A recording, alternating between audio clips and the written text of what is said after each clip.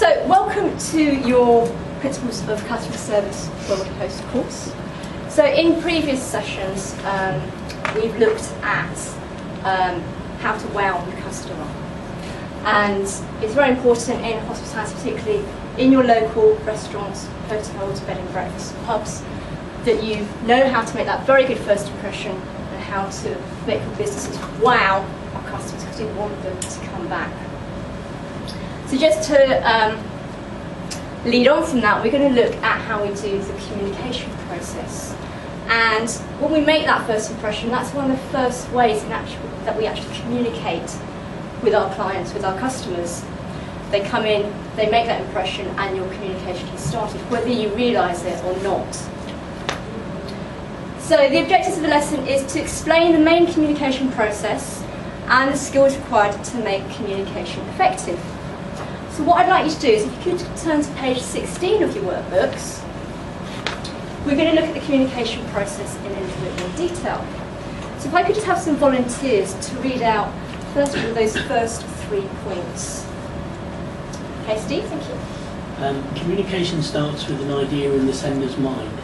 Okay, and another pointer. The sender translates the idea into words, and this becomes the message. Okay. David? The receiver translates the message back into an idea. Excellent. So, communication is a two-way process built on a continuous cycle of giving and receiving feedback. So if you remember, when we just carried out that exercise with the drawer and the describer, it's all about giving and receiving feedback. It also says when the receiver's idea is the same as the sender's idea, effective communication has taken place. Who here has been in a situation where you've asked for something and what you wanted didn't actually arrive? Yeah? Has anyone got any examples?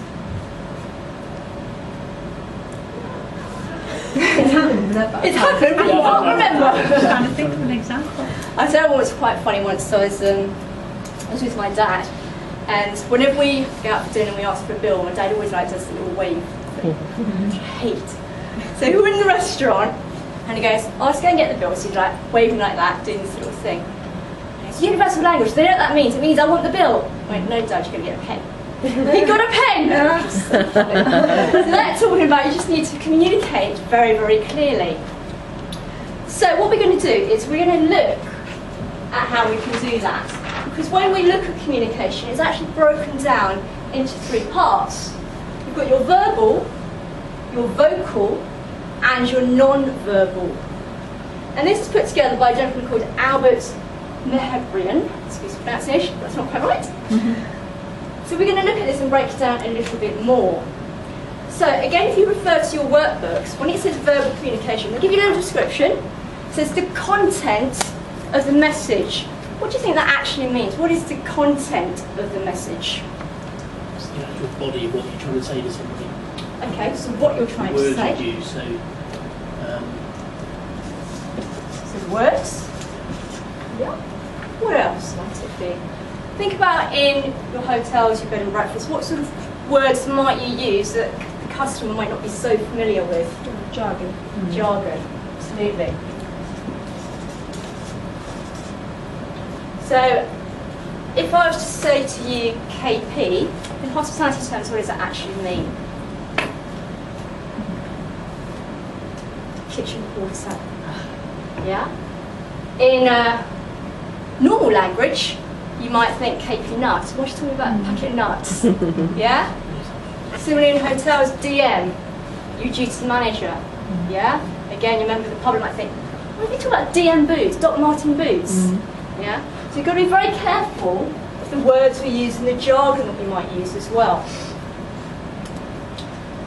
When we look at our vocal communication, the description here is the use of the voice as an instrument. What do they mean by that? The tone. The tone, excellent. inflection, Emphasis. The emphasis. on words. Yeah.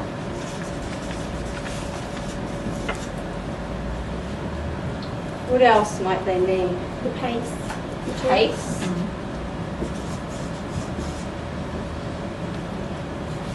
Anything else? Accent. Accents? Good.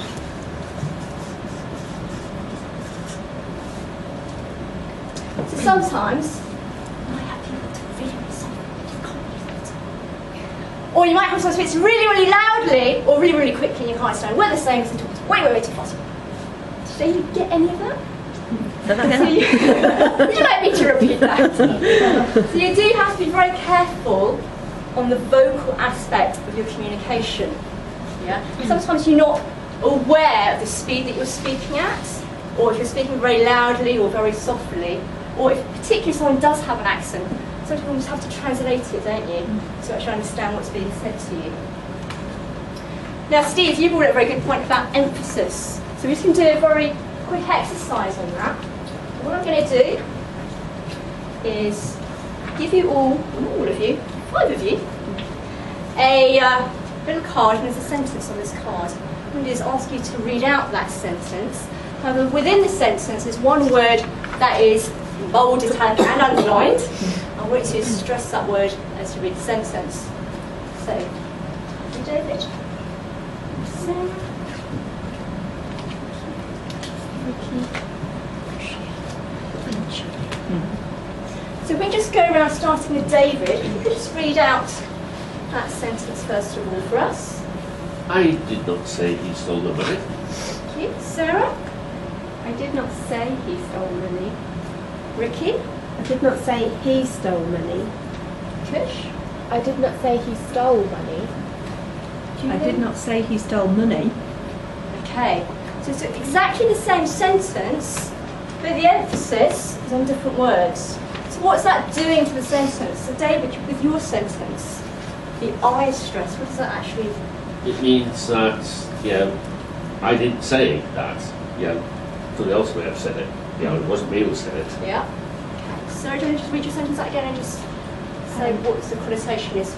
Yeah, I did not say he stole money, so it could be I implied he stole money, I didn't say it. Okay. Mine is, I did not say he stole money, so I'm not saying it was necessarily him, it could have been somebody else. Excellent. And mine said that it's not necessarily that he stole the money, he could possibly have borrowed it. Exactly. And Julie? And mine was that on money, so it couldn't have been money that he stole. It could have been something else. Absolutely. Thank you very much. We'll just take those back. Thank you.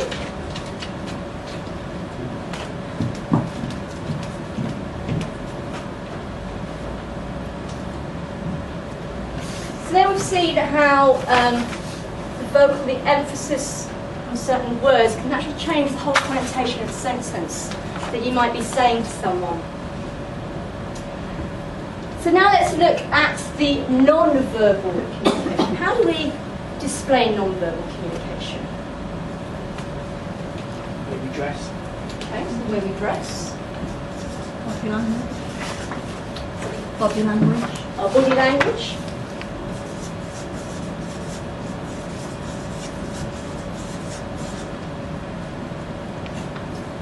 Anything else? Our impressions. Eye contact. It might be eye contact. What else?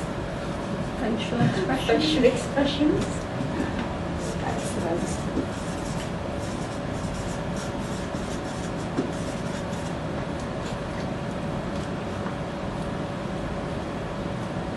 I remember we looked at first impressions before. We looked at those pictures. We had sort of looking at the non-verbals. I just can't talk to you. So we had that non-verbal body language going on in those images, didn't we? How the characters dressed, what their body postures were like, which conveyed sort of body language, and that gave us some sort of perception of what we thought might be happening there. Okay. So what I want you to do now is to put you into pairs, and we're just going to do a short exercise on looking at how it's really important that we have all three in place. Because if one's missing, it can actually be quite difficult. So Julie and Steve, if you're happy to work together, Kush and Ricky, and Sarah and David. So in your pairs, what I want you to do is one person is just going to sit on their hands. Okay? And while sitting on their hands, without using any body language at all, so you can't move your feet, you can't move your arms, your hands or anything, without using your head, you're going to explain to the other person what a spiral staircase is. Okay? So I'll just give you a couple of minutes to do that. You want to sit opposite each other, one person sits on their hands, and describe to your partner what is a spiral staircase. Okay, so maybe you've all had a chance to do that, so now I want you to do a swap over. So if you sat on your hands, you can now relax. Now I want the other person to sit on their hands. But this time what I want you to describe is how to dribble a football.